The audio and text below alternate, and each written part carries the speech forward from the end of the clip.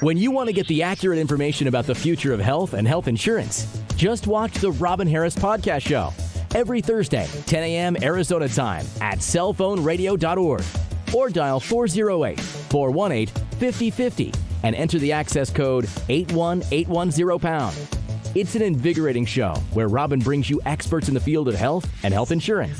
The audience can view the show and ask questions of her guests in real time. That's the Robin Harris Podcast Show every Thursday, 10 a.m. Arizona time at cellphoneradio.org or dial 408-418-5050 and enter the access code 81810#. What's in your health insurance plan?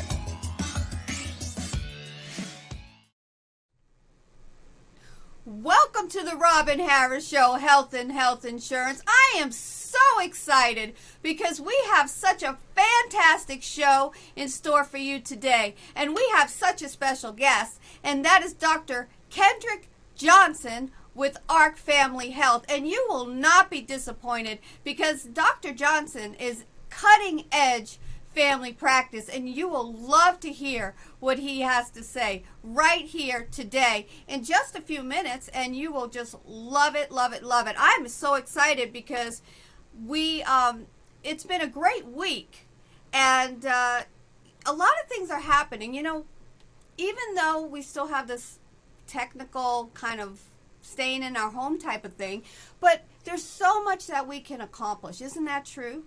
There's so much that we can work on, maybe that we never had the chance to do before. One of the things that I'm doing is I'm really spending a lot of time working on my skills because in my business as a health insurance broker, I have to do a lot of education.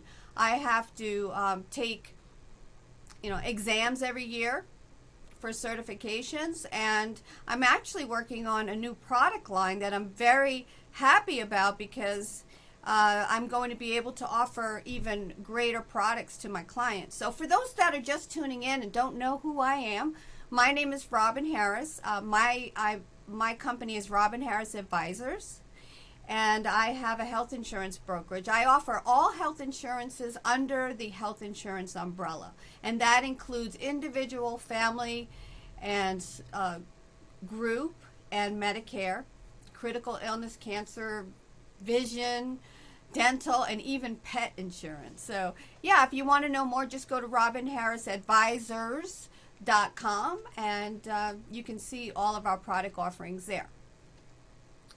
So as usual, as you know, every morning I go for my walk, and Dolly was pretty calm. I don't know, but she was very calm today, and there was a lot of activity at the park.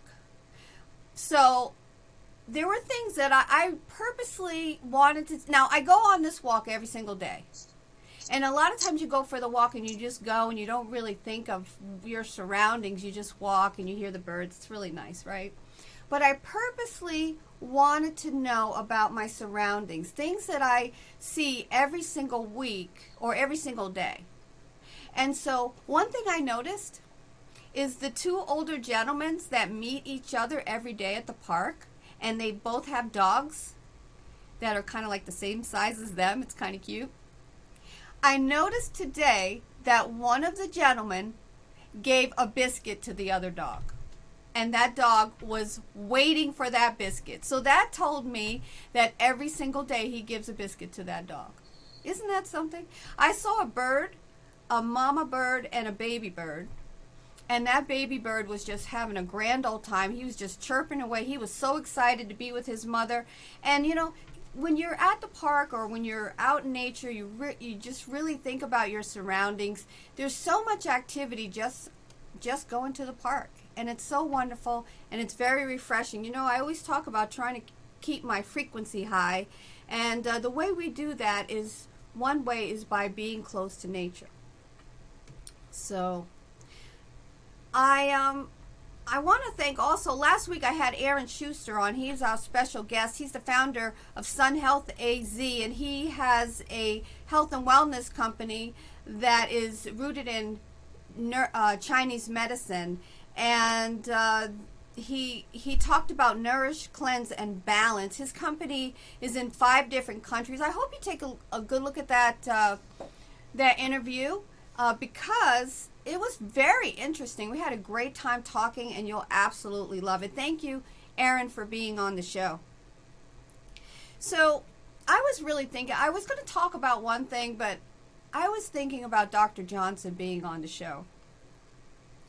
So you don't know this about me, but before I got into health insurance, I was in the health field, the healthcare field, in administration. So I was a credentialer, and I was also in medical staff services. So I was where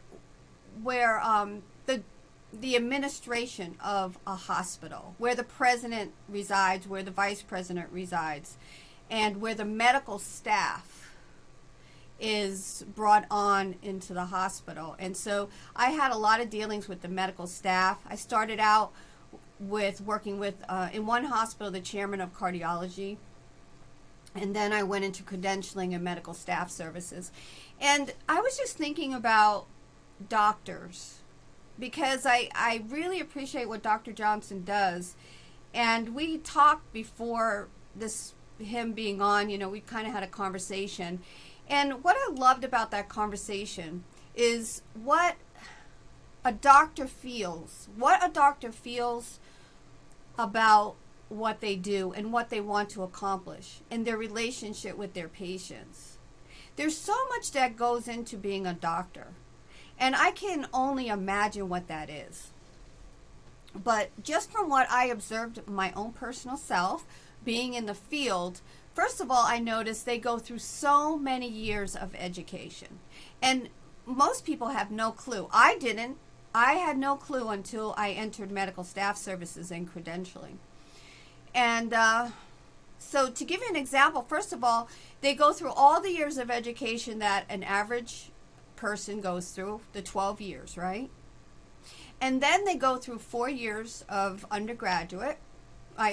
That's what I think it's called, undergraduate, but they go to the first 4 years, right? And then they go to the next 4 years of medical school. So now 12 years and now another 8 years. And then they go through 3 to 7 years of residency. Now, I don't know about you, but I don't want to go to school that long. I don't know how else to put it. I started work very young, right off the bat. But, the thing is, I did work in the school that I worked in. There was the residency program because it was the largest health system in New Jersey at the time where I was working. And these residents had families in school themselves. So here they are, they're in a residency program. They're paying the debts of school, I gather.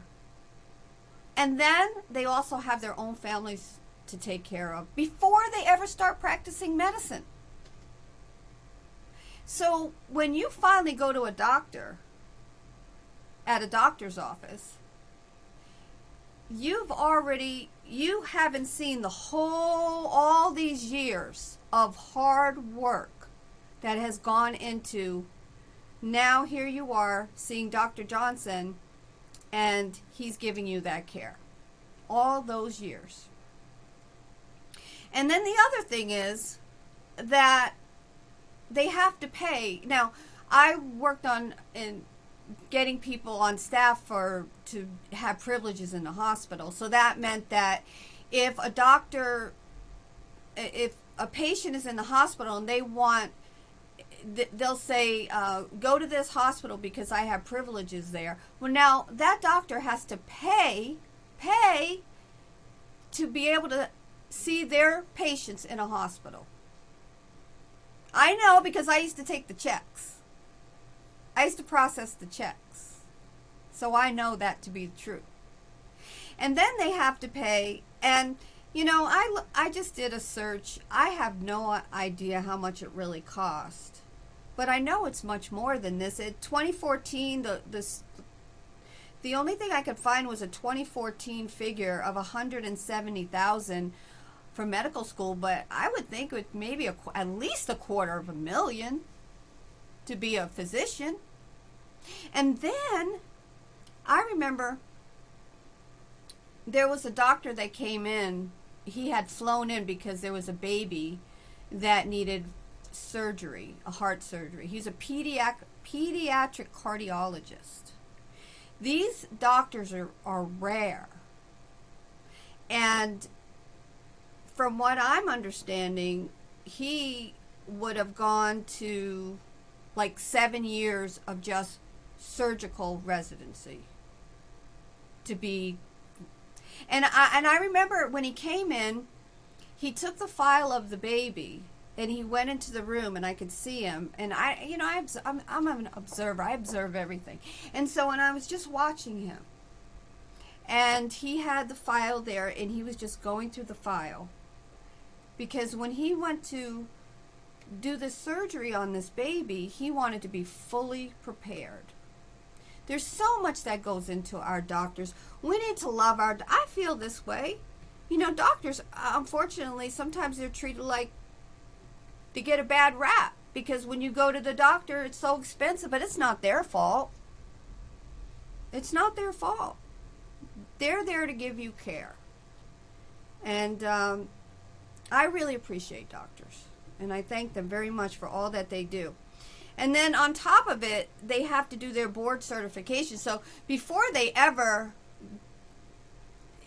to go through all the schooling just to be able to get licensed, and then they have to do their board certification so many years. So that's what I looked at this morning, and I just found that so interesting about doctors and how they do such a wonderful work. They actually have to take an oath. And I mean, I don't have to take an oath as a health insurance broker. I know I'm going to do the best I can. I'm going to be honest. But they actually take an oath. So there you go. Alrighty. Okay, so the one thing I want to mention is if I wanted to talk about catastrophic insurance very briefly, because one of the things that you're going to find that Dr. Johnson does is he has what's called direct primary care. And it's wonderful because you'll be able to, it's like having your own family doctor that you can communicate on a regular basis, which you don't really see that. And it's a great, his service is a great complement to catastrophic insurance. So I sell, I offer the catastrophic coverages. Now, the reason why I like catastrophic coverage, I actually have that myself, is because what I call, I don't know if other insurance professionals call it this, but I say that health insurance is front-loaded. It's front-loaded. They know that the majority of people will never go to the hospital for health insurance, go to the hospital. They know the majority will not. In the last 10 years, I have not been to the hospital, but I've had health insurance. I've gone to a doctor, right?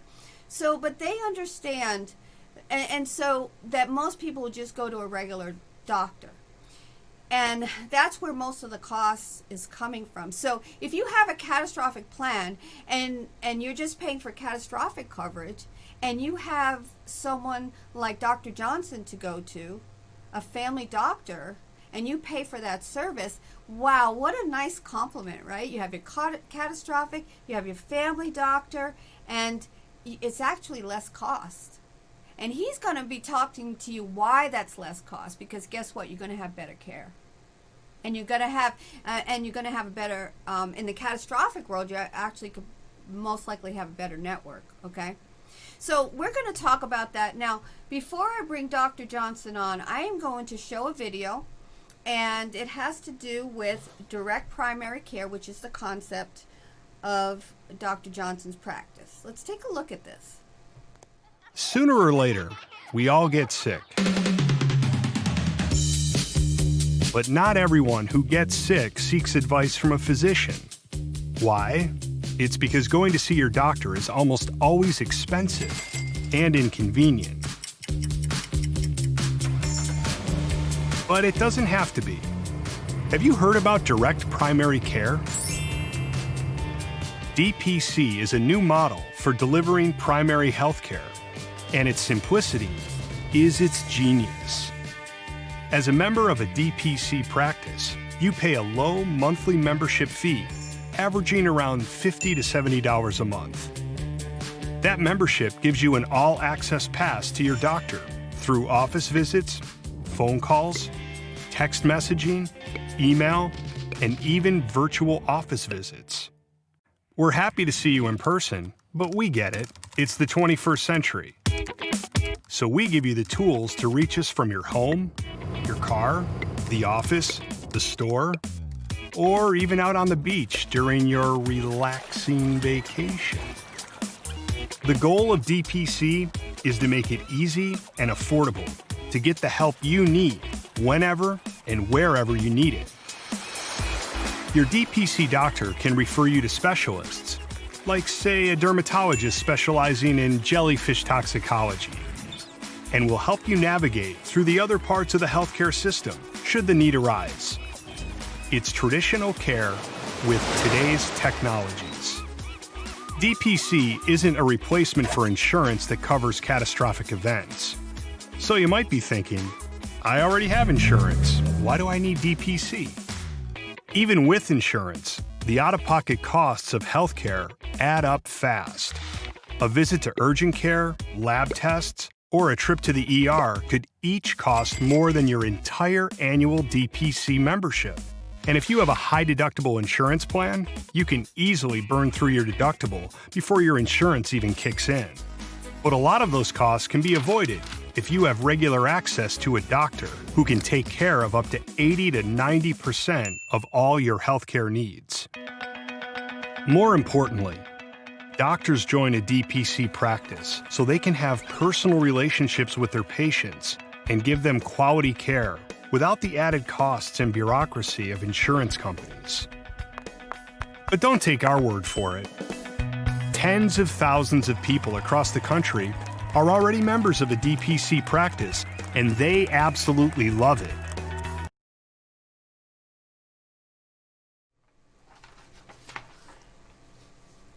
This is so exciting. Dr. Johnson with Ark Family Health is here today.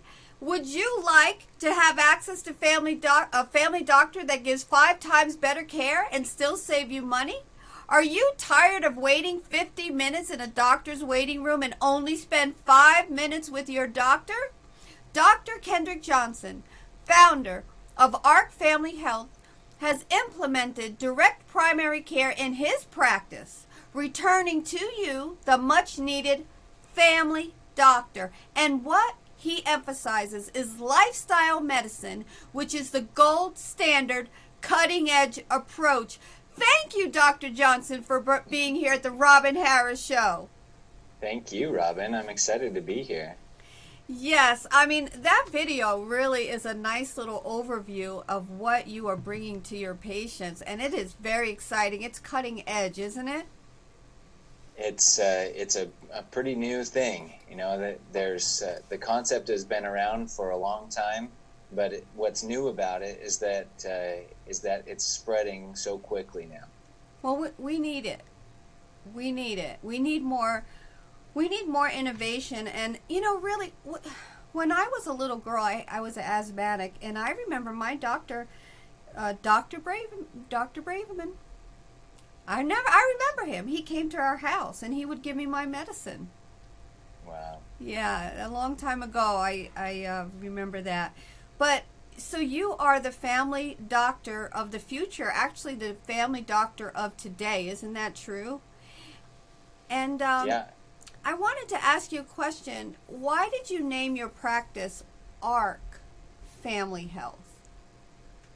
Well, I wanted a reminder in the very name of the practice that God is really the one who does the healing when it comes to medicine. You know, we do go to a lot of school, and we learn some important things, but even the things that we learn are only revealed through God, and so when we're doing our work, it's really participating in His work.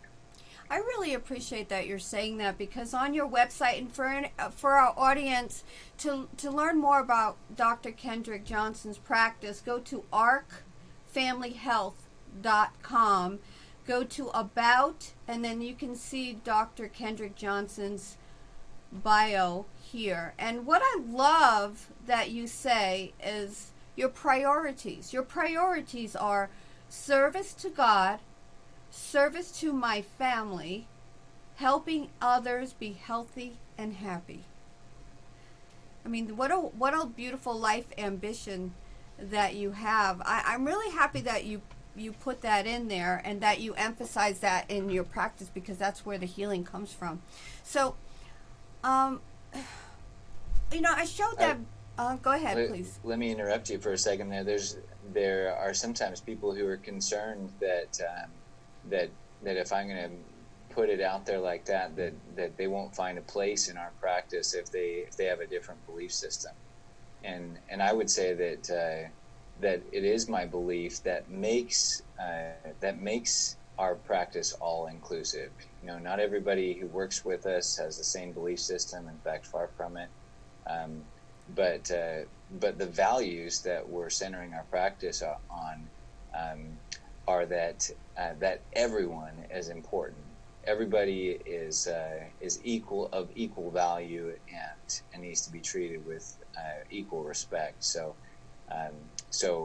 people should know that we love and accept and want to help anybody who comes to us. Yeah, I really like that. And I think probably the originations of being a physician was rooted in just the care of the human, which is a creation, right? So I think that's wonderful. So first of all, I want to talk about you. I'm talking about this, but I met you about a year ago, and I remember that you are a musician, and you're a family man, and you're a physician, and you play the ukulele. Am I right on that? Yeah, well, a guitar first, I guess, but ukulele is the easier one to cart around with me. Yeah, can you show your ukulele so we can see that is for real? Sure, I've got it here. I think that's wonderful. Do you mind doing a few chords? Sure. Yeah.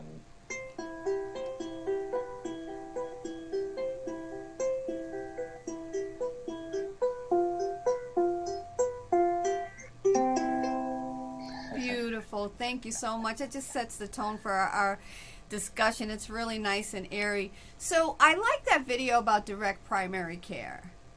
And is this an old concept?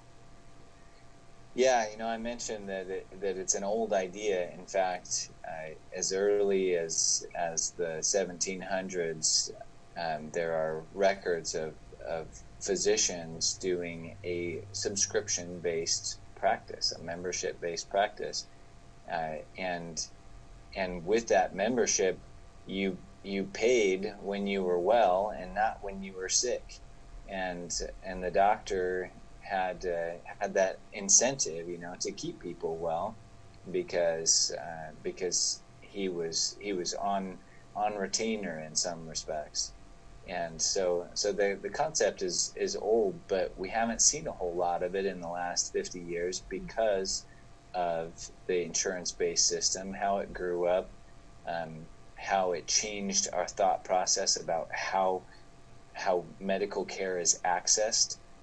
How it changed our thought process about how much medical care costs. And many people assume today that medical care is too expensive to do without insurance. And that's just not the case. In our practice, people pay $75 or $95 a month to get basically all of the primary care that they need, so they can come in 10 times in a month if they need it. And so for less than most people are paying on their TV bills. I was just going to say that. That's what people pay on their TV bills. Right. They can get basically all access to a medical provider. Yeah, and that's really good. And then the other thing is that you call it a lifestyle medicine because I know with health insurance, you have this card, and but you say it's more of a lifestyle working with direct family practice. Is that right? And how is that? Well, I would separate the idea of direct primary care and lifestyle medicine. Okay. Direct primary care is really just the payment model. It's just the membership. Lifestyle medicine is this idea that most of our disease originates in our lifestyle, can be prevented by a healthy lifestyle, and so that's not a concept that's foreign to medical science. In the Journal of the American Medical Association, the New England Journal of Medicine, there's been plenty of articles that prove that our most of our disease is connected to our lifestyle. But the part that's foreign to the medical system is being able to do anything about it or even talk about it. When you have 5 to 10 minutes with a physician, of course they're not going to start asking questions about, what kinds of fruits and vegetables do you enjoy eating? What kinds of exercise do you enjoy doing? And those are important questions because eating whole plant foods and exercising are two of the most important parts of being healthy. And so in a 5 to 10 minute visit, there's really not a lot of place for that to even bring it up. And so direct primary care is the model, the business model that enabled me to practice this different kind of medicine called lifestyle medicine, where we do all of the normal medicine. We prescribe all of the medications, and we do all the procedures that you would get in any primary care office. But instead of just handing you a pill and saying, this is what you need to do, we say, here is this pill that might have a 1% to 2% decrease of risk of heart disease associated with it. Now let's talk about how you can prevent 80 to 90% of heart disease with the way that you eat, with the way that you exercise, your sleep, and emotional wellness. So we still do all the traditional Western medicine stuff because that's important. It has its place, but we need our patients to understand. Everybody should understand that those pills have this much impact, a tiny impact on your health in comparison to the way that you live your life day to day, particularly with nutrition and exercise. Well, Dr. Johnson, you're a radical. I know. I'm a real iconoclast. And that's what this show is about. Okay? That's what this show is about, is sharing with people from the experts like yourself that there are other ways of, the pill mindset is really, it's archaic. And it was brought in, and I've read about it, how it was brought into mainstream medicine. But you're absolutely right. And he's not a doctor, but Aaron Schuster last week, he was also saying that in the Chinese, they only got paid if you were well. The same thing. That's interesting. So, and here you're saying the same exact thing.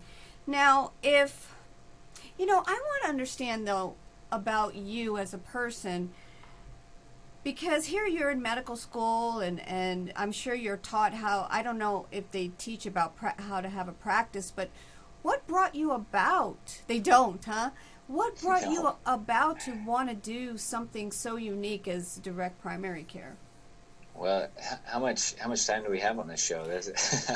I don't want to tell a long, boring story, but I will tell you, in brief how it came about. I've always wanted to practice medicine. My father was a physician, and I've always seen it as one of the greatest ways that I could impact the lives of others for good. And I was I was excited about and interested in this idea of preventing disease, preventing suffering, reversing suffering and disease. And when I got into medical school, I had my ears tuned and I was listening for when are we going to start talking about preventing disease? When are we going to talk about reversing disease? And those lectures never happened in medical school. They never came up. In fact, the word prevention is used, I probably less than a handful of times in 4 years of medical school.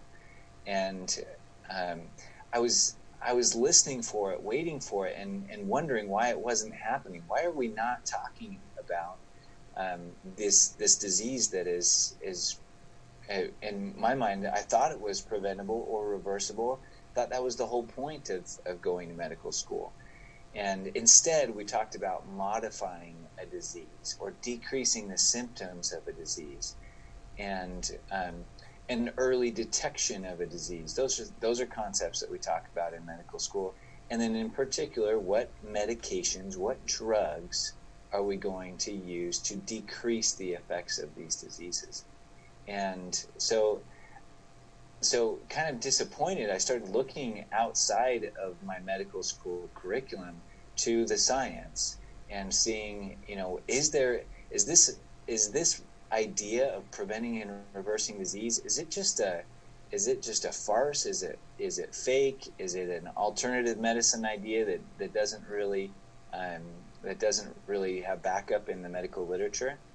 And so I looked to the main journals of medicine, the Journal of the American Medical Association, the British Medical Journal, the New England Journal of Medicine, and it turns out that disease is definitely preventable. Most of it anyway. Of course, there's things that's not preventable, but the CDC uses the number 80% of chronic disease is preventable. World Health Organization has also used the 80% number to say how much of disease is preventable. And so I'm going into the hospitals as a medical student, seeing all these patients, and I am seeing diabetes complications, stroke, heart attacks, and cancers. And then I'm contrasting that with this science that I'm reading that says that all this is preventable. And I'm thinking, why are we not preventing it? We are in among the richest countries in the world. And why is this disease not being prevented if it is so preventable? And I didn't figure that out. In fact, it was after medical school that I decided, okay, it doesn't matter if nobody else is working on disease prevention. I'm going to do it anyway. And so I start talking with my patients about how disease is preventable. I talk about nutrition and exercise, and I find that takes a lot of time. That in a patient, in a day where I'm scheduled 24 patients, and I'm trying to have these conversations about nutrition, exercise, and emotional wellness, especially depression, and you find out that you can easily get 2 hours behind in a day. And so, my patients were waiting in the waiting room an hour and a half, 2 hours. My family was waiting for me at home 2.5, 3 hours after work was supposed to end. The medical assistants are doing paper, rock, scissors to see who has to stay with me this time because I'm late every time.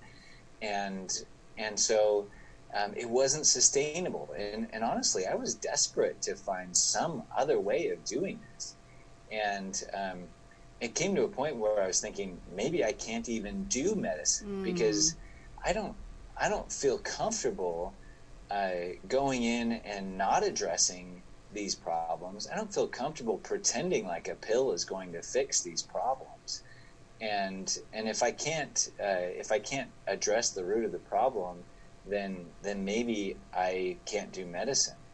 And so I decided I was going to do my own practice, and I was just going to address it anyway. It didn't matter if I made half as much money. I'll figure out how to pay off my $500,000 of student loans some other way. Oh, and I thought it was $250,000. You're saying $500,000. Yeah, I'm right under $500,000 of student loans, and so I think, I'll just make less money, and that might sound like I'm trying to be really altruistic. It was really just about I couldn't do work that seemed pointless for the rest of my life, and so I started looking into, okay, what is it going to take for me to do my own practice, and I'll just see less patients. Well, the math on that doesn't work, because in the typical primary care office, about 70% of your total revenue goes into your overhead, the cost of the building, the cost of your staff, etc., cost of billing the insurance companies. And so if you want to see less patients, say you want to see 30% less patients, so I'm going to, instead of seeing 24 patients in a day, I'm going to see 18 patients in a day. So if I do that, then I am decreasing my revenue by 30%, and that was where my only profit was. That was the only money that doctors are taking home. So that means that now I make zero money, not less money. I make zero money just extending my visits to 15-20 minutes instead of having a 5-10 minute visit. And so that just wasn't going to work. You can't pay off of $500,000 of debt with zero income. Mm-hmm. It's just not going to happen. You can't feed 4 kids with zero income. And so what it looked like was the whole system made it impossible to address the root of the problem. And which is the patient, always goes back to the patient care. Am I right? Absolutely. And so I started looking around. Is anybody doing it differently? Is anybody doing a different model that works? And that's when I found people doing this direct primary care model. And I found out that you can indeed charge a monthly membership for seeing patients and keep the cost so low that you're actually saving people on their healthcare costs, and you have more time with each patient, 2-3 times more time to deal with each patient. And then you can also open yourself up in ways that you never were able to in the insurance-based system, with 3,000 to 5,000 patients in an insurance-based panel. Now my panel size can be 500 or 600 patients, and so with that small number, now I can start answering your emails. I can start calling you back when you call in and have a question. People text message the practice and get answers. There's instead of making yourself totally sealed off from the patients, now you can really open up a lot of access, so people don't have to come into the office to get a question answered. Because the only reason we went into the office to find out if this new medication was causing a side effect was because the doctor doesn't get paid to answer the phone. And so the only way the doctor was getting paid is if you would set an appointment. And so everybody can see that that's pointless to go into the office for a question that could have been answered in a 5-minute phone call. But the doctor wasn't able to do that 5-minute phone call, because if he did, then if he opened himself up to that type of thing, then his revenue would go to zero. Mm-hmm. People think that these doctors are being selfish, that they're just trying to get as much money as possible. They think that they're because they drive a nice car that they could scale back a little bit, and then they would be able to provide better care. But it's just not the case. If you scale back even by a measurable amount, then you almost make no money, or you have to pay. In fact, I know a primary care physician who pulls money out of her retirement to keep her practice going, because she wants to spend more time with patients, and so she is funding her practice, losing money every month on her practice, just in order to do the kind of care that she wants to do. And that's very stressful. So, yeah, isn't that sad? I mean, because you're talking to your patients about quality of life, and you don't have it. Absolutely. That's another great point, is that physicians in general are some of the unhealthiest people, because of the stresses, the forces that push on their life. And so, of course, we're not going to talk about exercise and nutrition. We're not doing it ourselves. We can't figure out how to make that fit into our life. And so that's true. So everybody's ignoring the root of the problem. Yeah, and the thing that I see just by when you talk about seeing 24 people a day, during open enrollment, for me, it gets really, really busy, and I talk to a lot of people. But I like to keep it very personal.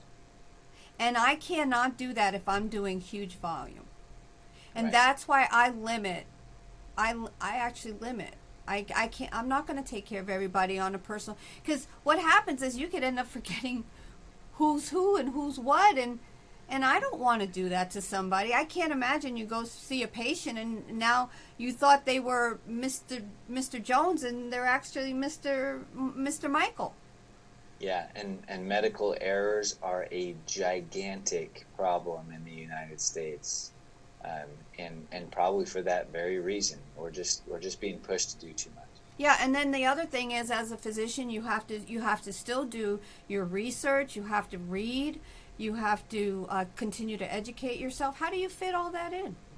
So if you you don't, right? Yeah, so, you try and cram in before your recertification test. But it's very difficult to do meaningful continuing education when you're already working 70 hours a week. You know what I like about what you did, Dr. Johnson, and because here you are in your education, and you're looking for the prevention, and you're not finding it. But for those that are thinkers, and they think big, they know there's a solution. They're looking for the solution. They know that it's there. They just have to find it, and you did. And when I started reading a little bit about direct primary care, I actually found out it's almost like a movement. Mm-hmm. It is. Right? Yeah. It's almost like a movement, and that's pretty exciting. So now, Dr. Johnson, first of all, I want to say, who is your ideal patient or your ideal client?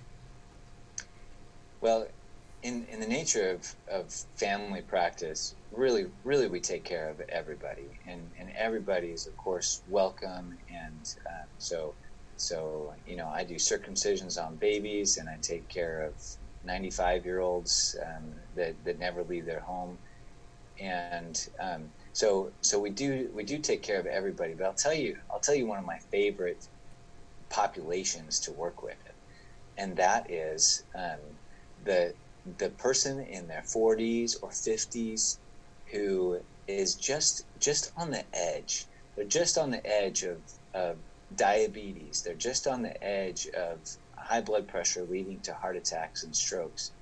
And those people have completely reversible disease.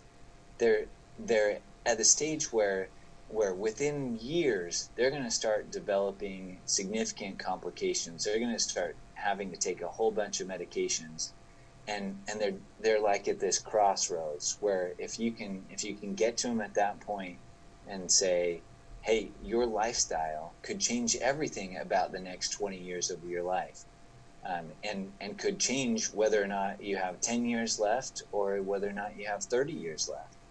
And let's talk about what might be important for you to be around for 20 and 30 years from now. So that's a fun group to work with. But I'll tell you, I'm also very excited about working with employers. We take care of employers and their employees as a health benefit, and what I love about that is that, first of all, employers are the most meaningful payer of health benefits that's out there. So it's a big group, and it's the group that we're going to want to get in contact with if we really want to change how healthcare is delivered. But I love the fact that when I get an employer who wasn't able to provide any benefits for their employees before, I can provide them access to primary care that these people weren't getting. And so that's been really rewarding, that a small employer who's been wanting to provide health benefits and thinks it's too expensive, now they can come and get good, meaningful access to health care for their employees. Helps keep their employees happier and healthier, and it saves them money. That is I really like that, and I have referred some small business owners over to you. But I want to ask you this, and I mean the reason why I like that you said that is if somebody has a small business and they want to offer benefits to their employees, they give me a call, okay, and I do a quote, and I go over the benefits. I go over it. When they see the price tag, they're like, "There's no way my budget can sustain this." But if they're working with you, and the cost is a fraction of what they would pay if they were doing, and they're giving their employee it's a way of telling the employee that we care about you. Yeah. And helping them to stay healthy. Am I right on that? Absolutely. And that's exactly what we're seeing in the employers that we're working with, is their employees feel valued, and they also are missing less work because they're staying healthy.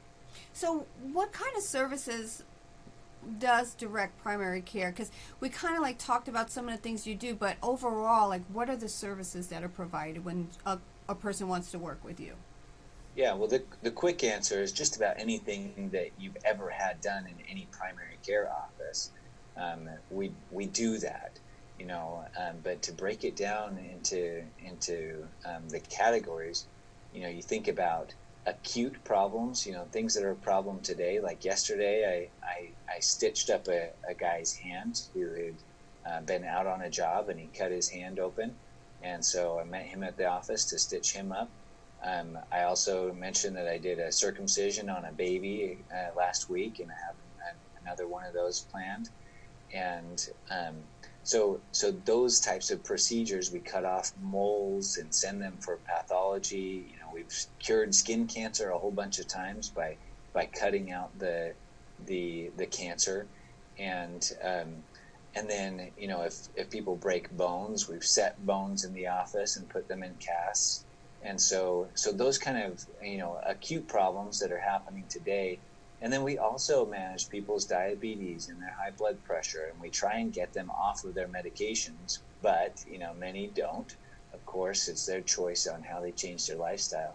But we manage their medications for them, and then also the prevention side of it. We do pap smears, and we do all of the preventive treatment and well visits, well child visits. So it's everything that people do in a primary care office, and then we also end up referring a lot less to specialists because we have time to figure out what the problem is and work with them on it. So we end up doing a fair amount of what you would consider to be specialty care, but because we have the time, we get to do it right in the same office. I just really love that, because it's almost like you're the old-fashioned doctor, right? Yeah, I like that concept too. And you mentioned the old-fashioned doctor coming to your house. I do that sometimes too when it makes sense. I go out and visit a patient in their home. And it's all based on what makes the most sense for the patient. Yeah, that's wonderful, and you get to see your patients grow up, and that's really nice what you're doing over there. I mean, it would make me feel better because I had years ago, I got a staph infection behind my ear. Don't ask me how I did it. It was many years ago. They said I might have touched the doorknob and scratched behind my ear. I ended up in the ER 3 times with that. Oh, wow. It made my face come out. So awful. But if I had to go to the ER, each time I went to the ER, I saw a different doctor, and it was scary. I mean, if I had somebody like you to say, Dr. Johnson, help, that would have been so much nicer. It would have made me feel better, more comforted. So, yeah, and that's how it used to work. Is you'd call the person who knows you and have them help you figure out this current situation. Yes, and so now when a person wants to come and work with you, Dr. Johnson, what is the procedure if they say, I want to work with Dr. Johnson? What's my first step? Well, they just have to go to arkfamilyhealth.com, and they click the sign up button and enroll. And it's all online enrollment. It asks you, gathers your payment information, and then it gathers your health information, and then you can call in, make an appointment, and that might be a video appointment, a phone call, or an in-person appointment. Of course, we're doing a lot more video right now, considering the circumstances and trying to keep people from spreading the virus. But you can do it in any of those ways. So you really just kept rolling along. Well, you have the infrastructure already because you were already very technical in your practice, right? Yeah, that was a real blessing that when everything was shut down and it became apparent that people needed to not be going in and out of offices, we were already doing video appointments. We were already doing phone appointments, and there was we didn't even miss a step in terms of being able to continue to take care of our patients, and I don't even know of any example where we weren't able to do what they needed because of the problem with the pandemic. And you have other physicians on your staff or nurse practitioner? Yeah, we have a wonderful nurse practitioner. Her name is Hema Kaladin, and she is just the most compassionate, smartest individual you'll ever meet. She's really, really amazing, and her patients just love working with her. And we also recently added another physician, Dr. Jeremy Bramwell, and I'm amazed that we got him into the practice. He's one of the most. He could have had a contract with any healthcare company in the country, literally, because of his resume, because of his academic history.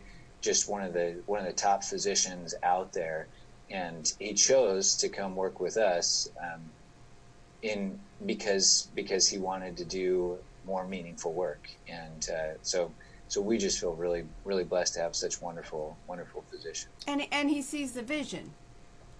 Yeah. He sees the vision. He sees the future, and we need more of what you do. And speaking of that, tell us a little bit about the future of Ark Family Health. Well, this is just the beginning. We've been in practice for 4 years now, and we've been growing by leaps and bounds, over 100% per year, and that will continue. We're now opening up offices across town, and the future will be that everybody has access. Everybody who lives in the valley will have the ability to go to a direct primary care office to engage with direct primary care, and for me that is still part of just the beginning, because the next step is for us to use this new platform to start asking the questions that we couldn't ask in the insurance-based system, which is what new technologies should we be using in order to engage with patients in this way? And now that we know that lifestyle medicine is an effective way to prevent and reverse disease, and now that we have a business model that supports it, now we can start throwing resources at researching how we can do that more and more effectively. That wasn't happening in the past because nobody was making money preventing disease, and now it's just the beginning of this whole opposite mindset of how can we get paid to help people be well, as opposed to how can we get paid when people are sick. Yeah, I was listening. I was in my car yesterday, and I was listening to a show, and they had a gentleman on there named Blake Masters. Are you familiar with him? No. He wrote a book called 0 to 1. And it probably sounds familiar, but he's talking exactly what you were just mentioning. 0 to 1, and it's he talks about how we're lagging behind in innovation, and one of the innovations that we're lagging behind in is healthcare. Technology. I mean, he says we're good on the iPhones. We have all these fancy devices, but as far as innovation, we're not, and it's exactly what you're just talking about. Oh, right. It's Peter Thiel and Blake Masters who wrote that book together. Okay, yeah, I'd read it, but hadn't recognized Blake Masters. Peter Thiel and that book is fantastic. Yeah, I can't wait. I can't wait to get it. I saw that yesterday. I was like, oh yeah, I gotta. This is a reader right here. I'm excited about. That you're so. What I love about you, Dr. Johnson, is you have the vision. You have the vision, and you're working. I know it takes baby steps, and it's not baby steps. It's the same way that I built my business. You work on it every single day, and you build this amazing. It's just amazing, and then you're always looking to the future, right? And that's what you're doing. Yeah, and it's in some ways it's the hardest path that we could have chosen. That would have been much easier to just get a job, but in other ways it's the only path I could have taken. I just wasn't going to fit in the other system. Yeah, well, it's great because your patients must love it and your family must love it, and it's a great example for your children, right? So, Dr. Johnson, you took out time away from your patients today to be on the Robin Harris Show, and I really, really appreciate it. I love what you're doing. I remember when I first met you, and I said, this is going to be big. So, and just in a year, I've seen how much you've grown already. So thank you so much for being on our show. And well, it's been a real pleasure. Thank you so much. You're welcome. And so now, how does our audience reach out to you? Well, arkfamilyhealth.com is the website, and you can also email us at hello@arkfamilyhealth.com. hello@arkfamilyhealth.com. That is so nice. Dr. Johnson, thank you so much for being here today on the Robin Harris Show. Thank you, Robin. Thank you, and we'll be right back. Cellphoneradio.org is redefining webcasting and podcast productions. We're uniquely positioned to help you take advantage of the digital world we all live in. So if you have an idea or content for a webcast show or a podcast show, we would like to hear from you. We offer an innovative way of funding and creating outstanding webcast and podcast shows to earn income for developers and viewers. Please enjoy our current posted shows and interact with the host. Ask questions in real time and/or have one of our producers create a stunning digital advertisement spot for your company that can be inserted into our selected show schedules. Thank you.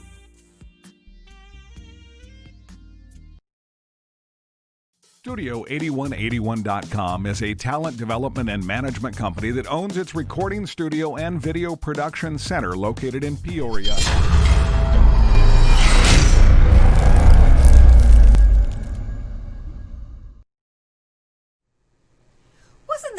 fantastic special guest, Dr. Kendrick Johnson, right here.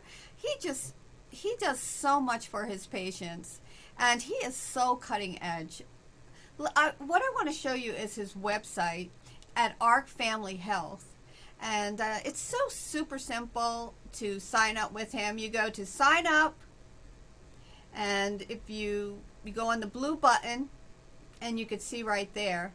And then also we scroll down, you can see his prices. I mean, they're so affordable. This is fantastic, and it's such a nice compliment with an HSA or a catastrophic plan. I would definitely give him a call. And then the other thing is, if you go to About Dr. Kendrick Johnson, and then you'll be able to see Dr. Johnson's credentials here, all about him. And he's just so wonderful. And so, but next week, we have a special guest, and that's Marlo Johnson. She is the president and directress of Mother's Care in Pembroke Pines, Florida. And I want to show you Miss Johnson on her website, mothersdoula.com. Isn't she beautiful? Well, she's going to be right here, not in-house, but over the screen. And she is going to be here to talk to us about being a doula. Now, she is a certified birth and postpartum doula, infant care specialist, certified childbirth educator, a registered nurse. She established Mother's Care in 1998 as a culturally diverse group of women dedicated to assisting couples before, during, and after the birth of their babies. And I always wondered about doula. And you know what? I was doing some reading about it. Do you know if you work with a doula, you are less likely to have a cesarean birth? I mean, it brings that cesarean birth statistic way, way down, right? So I cannot wait to have her on. And then the other thing is, if you're interested in being a special guest on the Robin Harris Show, you just go to my website, Robin Harris Advisors.com, and then you would just go to the tab Video Podcast, scroll down, and you see our special guests that we've had on, and then you scroll down, become a special guest, and if you are an expert in the field of health or health insurance, we would love to hear from you. So you just fill that out, and I'll be happy to talk to you about that.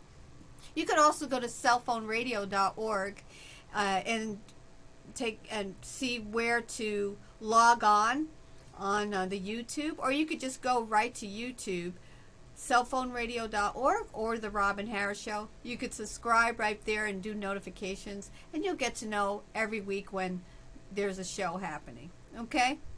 Well, I want to thank my producer, James Dunson, and I want to thank our tech guru, and that is Scott Antrim. They do so much behind the scenes to get these special guests, these experts right here in front of you, so you can learn right from them and what's going on in the field of health and health insurance. But it's just like what Dr. Johnson was saying. He was talking about how medication is just such a small part of health, where really the 80% really of health really comes from a healthy lifestyle. Isn't that true? What we eat, what we do, exercise, and so forth. And that's why I always say it. I love to end the show with the advent of, the best health insurance is taking care of your health. Isn't that true? Thank you so much for being here at the Robin Harris Show, Health and Health Insurance. I'm so happy that you were able to tune in, and I look forward to you listening again next week. Thank you so much. You have a great week. Bye-bye. When you want to get the accurate information about the future of health and health insurance, just watch the Robin Harris Podcast Show every Thursday, 10 a.m. Arizona time at cellphoneradio.org, or dial 408-418-5050 and enter the access code 81810#. It's an invigorating show where Robin brings you experts in the field of health and health insurance. The audience can view the show and ask questions of her guests in real time. That's the Robin Harris Podcast Show, every Thursday, 10 a.m. Arizona time at cellphoneradio.org or dial 408-418-5050 and enter the access code 81810#. What's in your health insurance plan?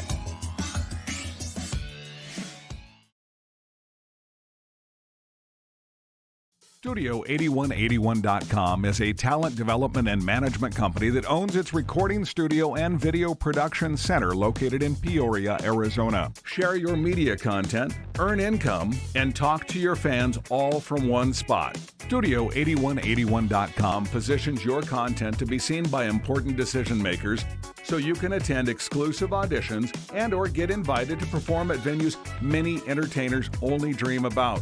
The producers and engineers are determined to create new opportunities for talents, aspirants, and future stars. Don't have the money to do a soundtrack or a promotional demo video? Not a problem. You can simply request and schedule an audition. If you have the talent, we want to hear from you. Get your entertainment website and more.